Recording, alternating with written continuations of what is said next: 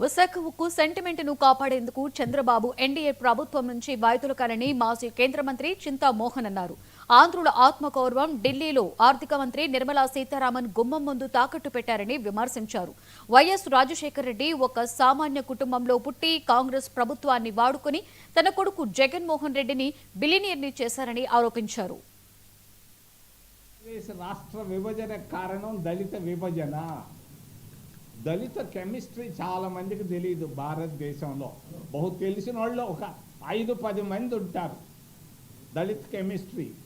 ఈరోజు మరి దళితుల్లో 800 ఉపకులాలు ఉన్నాయి.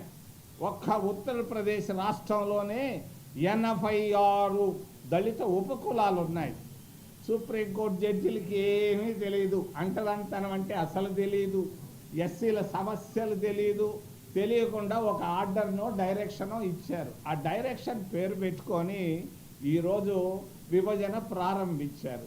ఎప్పుడు ఈరోజు దళితుల్లో ముఖ్యంగా మాలవాళ్ళల్లో ఆంధ్రప్రదేశ్ రాష్ట్రంలో కన్నీటితో ఉన్నారు, ఆవేదనతో ఉన్నారు, మరి ఆపదలో ఉన్నారు.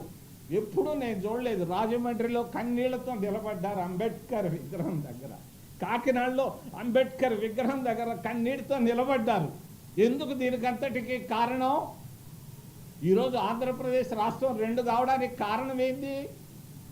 కె చంద్రశేఖరరావు పెద్ద మగోడేం కాదు. ఆయన వెనకాల నిలబడ్డది మాదిగలు. ఎందుకు నిలబడ్డారు మాదిగలు ఆయన వెనకాల? రాజ్యాధికారం దిశగా.